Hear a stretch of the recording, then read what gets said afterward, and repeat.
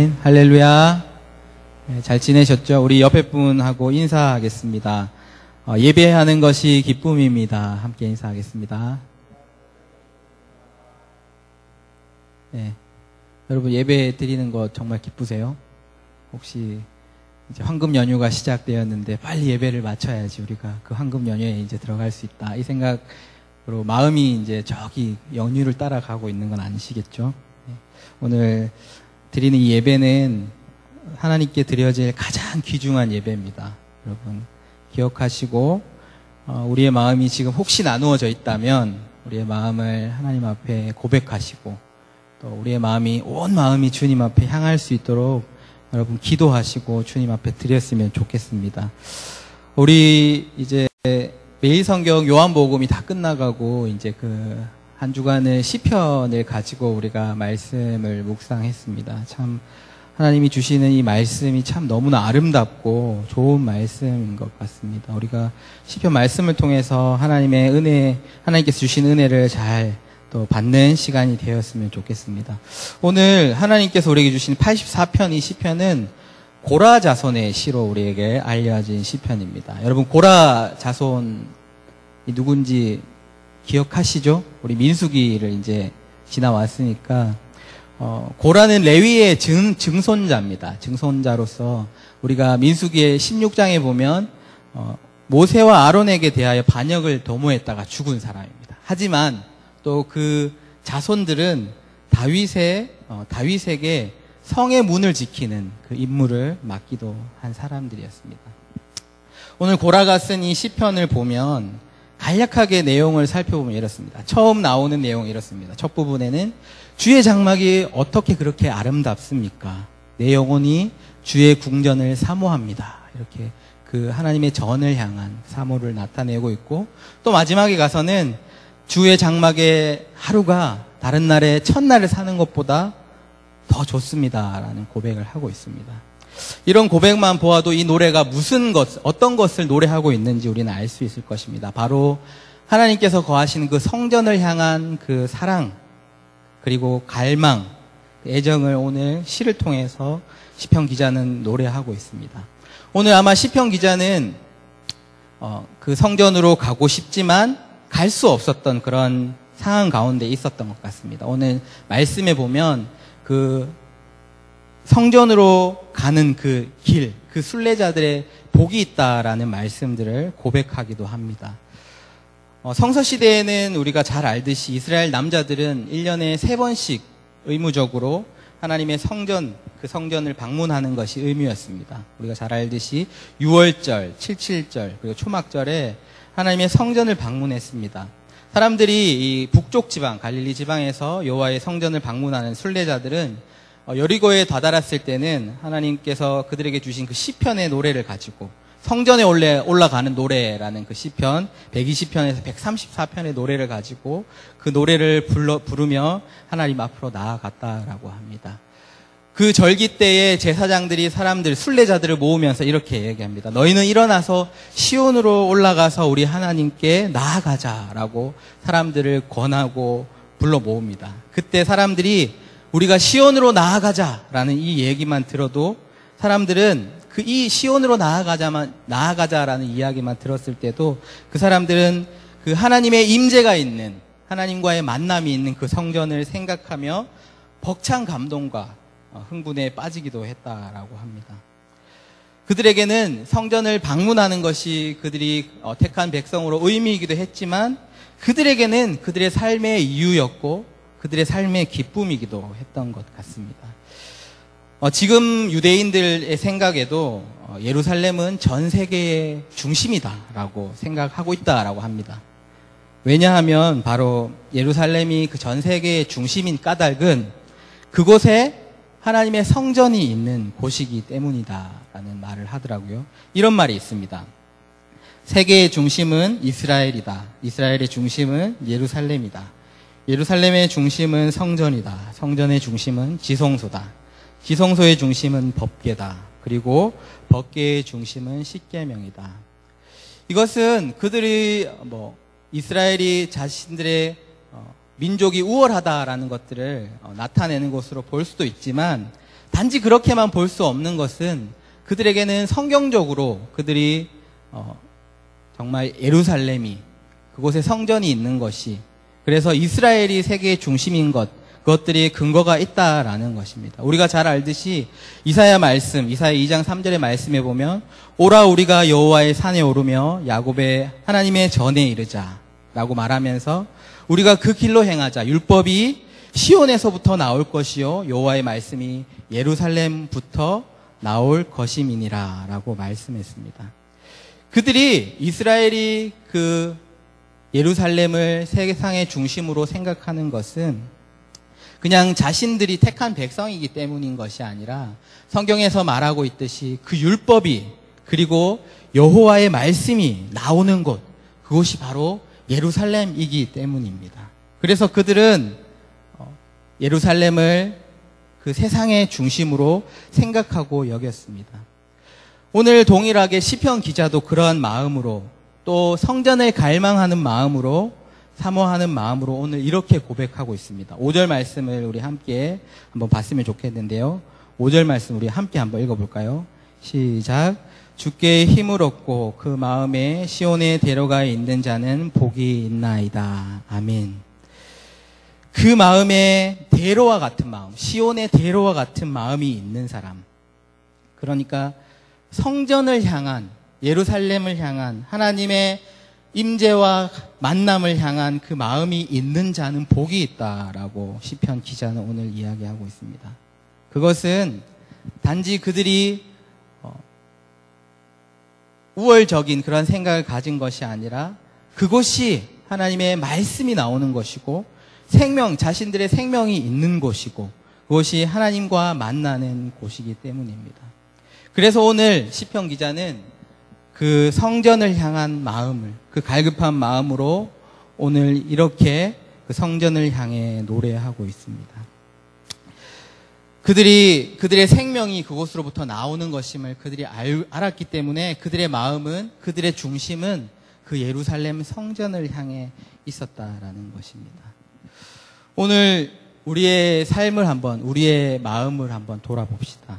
우리의 삶의 중심, 여러분의 삶의 중심은 어디입니까?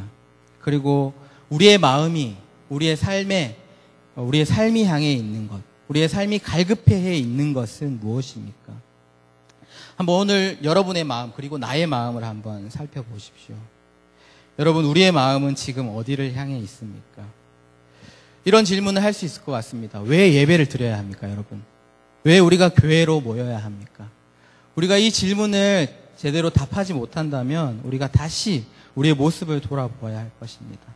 우리가 예배로 나와야 하는 까닭, 그리고 이 교회로 우리가 함께 해야 하는 까닭은 시편 기자가 예루살렘 성전의 중심을 둔 것과 같이 이 예배는 하나님이 임재하는 곳이고 또 하나님을 만나는 곳이기 때문입니다. 우리의 고백은 이와 같습니다. 주님께서 나의 모든 것이 되십니다. 주님은 나의 삶의 이유가 되십니다. 그리고 주님은 나의 삶의 주인이십니다. 라는 고백을 우리는 드립니다. 여러분, 우리의 고백이 진실하다면, 정말이라면 그 시편 기자와 같이 우리의 마음이 가장 먼저, 그리고 무엇보다 먼저 향해 있어야 할 곳은 어디 있겠습니까? 시편 기자는 성전을 향해 그 마음이 있었지만 우리는 오늘 우리의 삶의 이유가, 우리의 삶의 주인이 예수님이다라고 고백을 한다면 우리는 그 예수님을 예배하고 그 예수님과 만나는 이 자리가 우리의 삶의 중심이 되어야 할 것입니다. 사랑하는 여러분, 여러분의 삶의 이 예배를 향해서 얼마나 여러분의 마음을, 또 우리의 갈급함을, 우리의 삶을 향해 있으십니까? 우리가 우리의 예배를 한번 돌아보았으면 좋겠습니다. 여러분이 드리는 여러분의 예배, 우리의 예배는 어떻습니까? 이 얘기를 하면 항상 제가 이런 얘기를 시작하면 떠오르는 사람들이 있습니다. 그렇게 보시면 안 되고, 우리의 마음, 우리의 예배, 나의 예배를 한번 돌아보라라는 이야기입니다. 얼마나 우리의 삶의 이 예배가, 다른 말로 하면 하나님과 만나는 이 임재의 자리, 하나님을 경험하는 이 자리가 우리의 삶의 중심에 와 있습니까? 저는 우리 교회 지금 이 예배뿐만 아니라 우리 교회 예배 또 한국 교회 모든 예배를 우리는 심각하게 돌아보아야 한다라고 생각합니다. 우리가 다른 것을 다 이야기하기보다 한 가지만 이야기하더라도 우리는 우리의 예배를 심각하게 돌아보지 않을 수 없습니다. 우리가 하나님께로 나아가는 예배 시간, 그 한 시간, 시작하는 그 시간을 우리가 어떻게 생각하느냐, 우리가 어떻게 대하느냐, 그것만 우리가 돌아보아도 우리의 예배가 어떤지 우리는 분명히 알 수 있습니다. 저는 이제 1부 예배를 드리고 2부 때는 이제 영유아부 예배를 드리고 이제 2부가 끝나기 전에 급하게 올라와서 2부 예배를 제가 참석하지는 않고 2부 예배에 얼마나 오셨는지 이제 사람들을 이렇게 계수를 해봅니다. 이제 그런 일을 해보는데 이제 사람들이 계수하려면 높은 곳에 올라가서 이제 제가 보거든요. 2층 이제 잠옷실에 가서 이렇게 보고 사람들을 계수를 합니다. 근데 살짝 한 층만 올라갔었을 때도 사람들의 예배가 제 한눈에 딱 들어옵니다. 어떤 자세로, 그냥 유심히 보지 않아도 어떤 자세로 그들이 하나님 앞에 나아가고 있는가가 그냥 사람이 저의 눈에도 잘 보입니다. 이렇게 사람들은 이렇게 안 보이겠지 하면서 옆으로 살짝 돌려서 핸드폰을 이렇게 많이 보고 계신데 그거 가지고도 제 눈에는 너무 잘 보인다라는 거죠. 살아계신 하나님께서 우리의 예배, 우리의 모든 것을 통찰하시는 분, 심지어는 우리의 모든 마음의 생각까지 다 아시는 분이십니다. 하나님께서 2부 예배가 아니고 또 다른 사람의 얘기가 아니라 나의 예배, 지금 나의 마음 속을 하나님께서 이 자리에 앉아있는 나의 마음을 들여다 보신다면 하나님께서 나의 예배를 어떻게 보실까요?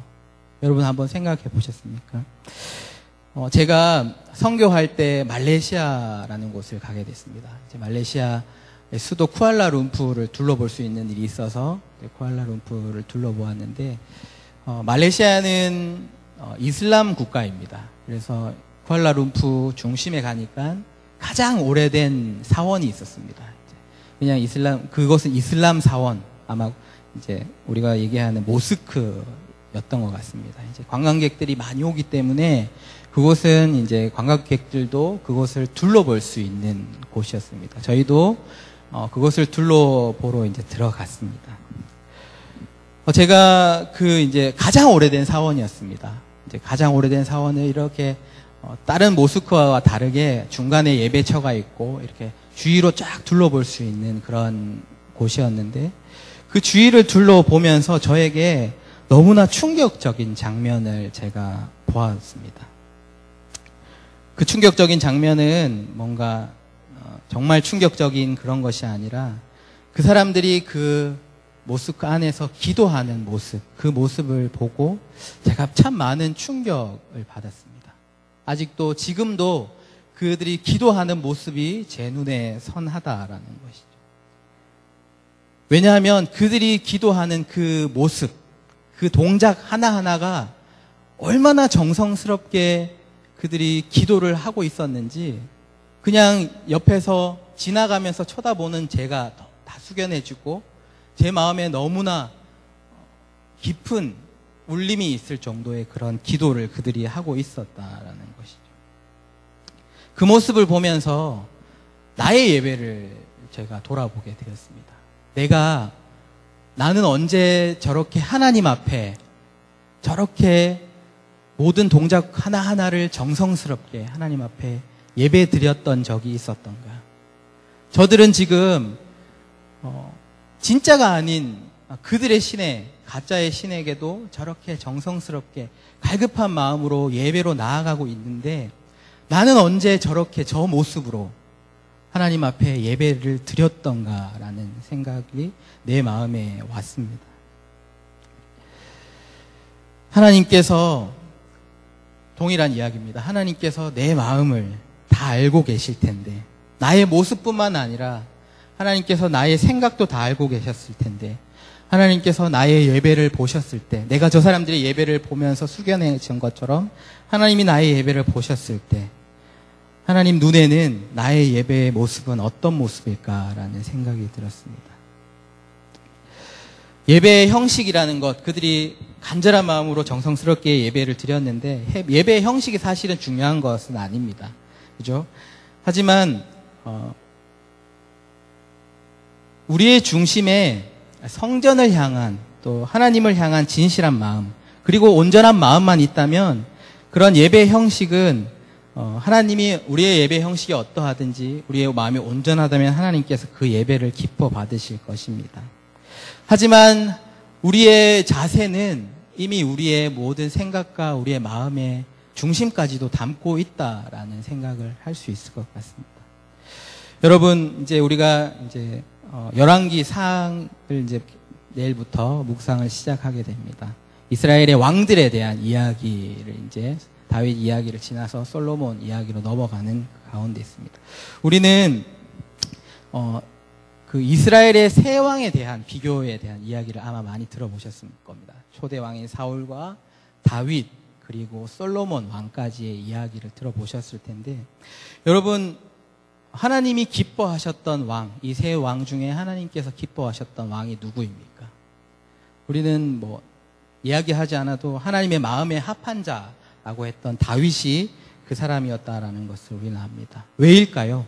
사울도 하나님께 택함을 받은 자였고 가장 먼저 택함을 받은 자였고 솔로몬도 하나님의 성전을 지은 자였고 그렇다고 다윗이 그들보다 더 깨끗하고 뭔가 더 잘했다라는 것보다 다윗은 심지어는 간음하기도 했고 살인하기도 했던 사람이었습니다.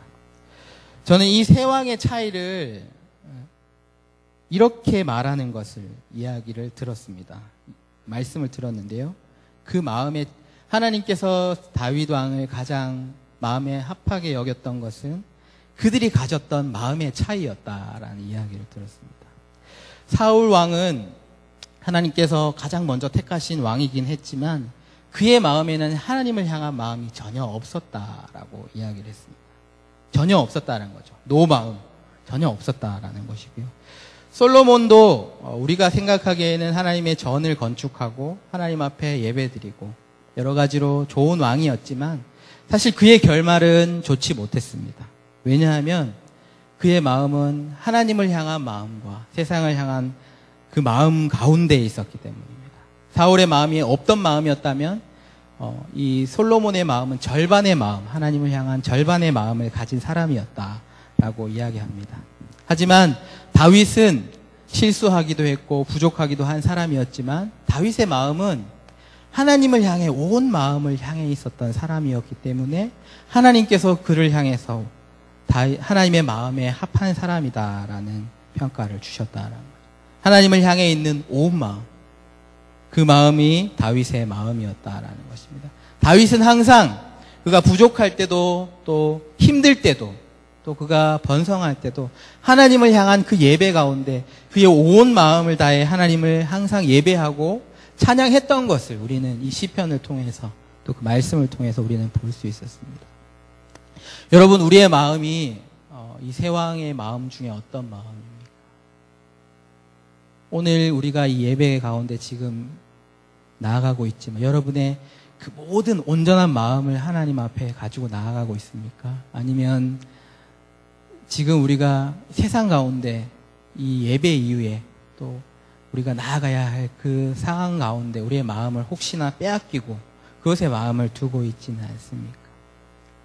시편 기자는 오늘 5절 말씀에서 이렇게 이야기합니다. 주께 힘을 얻고 그 마음에 시온의 대로가 있는 자는 복이 있다라고 이야기했습니다. 그 마음에 시온을 향한 대로, 고속도로와 같은 하나님을 향한 막힘없는 그 길이 있는 사람에게 복이 있다라고 고백했습니다. 하나님께서 하나님을 향해 온 마음을 드리고 시온의 대로와 같은 그 마음이 있는 자에게 하나님께서 기뻐하시고 복을 주신다라는 것입니다. 사실 우리가 세상 가운데 여기저기에 마음을 많이 빼앗긴 것이 사실입니다. 하지만 우리가 시편 기자는 이렇게 이야기합니다. 5절에서 우리 7절 말씀을 다시 한번 우리 고백하는 마음으로 같이 읽어보겠습니다. 5절에서 7절까지 같이 읽겠습니다. 주께 힘을 얻고 그 마음에 시온의 대로가 있는 자는 복이 있나이다. 골짜기로 지나갈 때에 그곳에 많은 샘이 있을 것이며 이른 비가 복을 채워주나이다. 그들은 힘을 얻고 더 얻어 나아가 시온의 하나님 앞에 각기 나타나리이다. 아멘. 시편 기자가 오늘 고백하기를 그 마음에 시온의 대로가 있는 자, 하나님을 향해 온 마음을, 하나님의 성전을 향한, 하나님의 임재를 향한 그곳을 향해 온 마음을 향하는 자에게 복이 있다라고 이야기하면서 그들이 눈물 골짜기를 지날 때라도 많은 샘이 있을 것이고 이른 비가 그를 채워준다라고 고백합니다. 그리고 우리는 우리의 마음을 하나님께만 향하며 우리가 세상에 어떻게 나아가야 합니까? 라고 고백할지 모르지만 시편 기자는 하나님께 온전한 마음을 드리는 자는 고백하기를 7절에 그들은 힘을 얻고 더 얻어 하나님 앞에 시온에서 하나님 앞에 각기 나타날 것이다 라고 고백을 하고 있습니다. 사랑하는 여러분, 세상은 우리의 마음을 도둑질하려고 합니다. 하나님을 향한 그 마음을 빼앗으려고 합니다. 그 마음을 쪼개어서 하나님께 나아가는 우리의 마음을 가로막으려고 합니다. 하지만 우리가 그럴지라도 우리의 온 마음을 하나님 앞에 드릴 때 하나님께서 우리에게 힘을 주시고 우리가 하나님으로부터 더 힘을 얻고 또 우리가 지나가는 그 길이 지금은 눈물 골짜기일지라도 하나님께서 많은 샘을 만나게 하시고 이른 비로 우리를 채워주신다라는 것입니다. 오늘 이 시편의 기자, 이 성전을 향한 그 시편 기자의 시편을 통해서 우리의 마음이 향해 있는 곳은 지금 어디인지, 우리의 마음이 혹시 이 예배 가운데 하나님께 드리지 못한 채 세상을 향해 나누어지고 갈라져 있는 것은 아닌지 우리가 우리의 모습을 돌아보았으면 좋겠습니다. 제가 여러분과 함께 오늘 찬양을 드리고 싶은데요. 제가 좋아하는 찬양입니다. 그래서 저는 이 온 마음 다해라는 찬양을 좋아합니다. 하나님 앞에 온 마음 다해 사랑합니다. 온 마음 다해 주를 알기 원합니다. 온 마음 다해 주만 섬기겠습니다 하는 고백인데요. 이 찬양 가운데 보면 이 가사를 들어보십시오. 주님과 함께하는 이 고요한 시간, 주님의 보좌 앞에 내 마음을 쏟네. 모든 것을 아시는 주님께 감출 것 없네. 내 마음과 정성 다해 주만 바라나이다. 이렇게 고백하고 있습니다. 이 예배 가운데 온 마음을 다해 주님을 찾겠다라는 고백과 함께 제가 이 찬양을 특별히 더 좋아하는 것은 2절의 가사입니다. 이렇게 나와 있습니다. 한번 들어보십시오. 나 염려하잖아도 내 쓸 것 아시니 나 오직 주의 얼굴 구하게 하소서. 다 이해할 수 없을지라도 감사하며 날마다 순종하며 주 따르오리다. 온 마음 다해 사랑합니다 라고 고백하고 있습니다. 우리가 세상 가운데 염려하며 우리의 마음이 쪼개질지 모르지만 우리가 주의 얼굴만 구할 때 하나님께서는 내 쓸 것을 이미 아시고 또 채워주신다라는 것. 그리고 우리가 다 이해할 수 없지만 하나님께서 우리를 붙잡아 주시고 인도하신다라는 것. 우리가 해야 될 일은 염려하고 우리의 마음을 나누는 것이 아니라 온 마음을 다해 주님을 사랑하고 주님을 바라보고 주님을 향한 임재 가운데로 나아갈 때 하나님께서 우리에게 힘을 주시고 또한 우리를 세워주시고 우리가 눈물의 골짜기 가운데 울고 있을 때 우리에게 정말 많은 샘으로 우리의 목을 축이시며 우리를 만족해 하신다라는 것입니다. 사랑하는 여러분, 우리가 이 예배, 하나님과 만나는 이 예배를 더 간절한 마음으로 주님 앞에 드렸으면 좋겠습니다. 될 수 있으면 여러분 시간을 잘 지키시고 예배를 준비하시고 예배를 위해 기도하시고 예배로 나아오십시오. 이것이 하나님 앞에 나아가는, 하나님의 임재 앞에 나아가는, 하나님과 함께 동행하는 첫 걸음입니다, 여러분.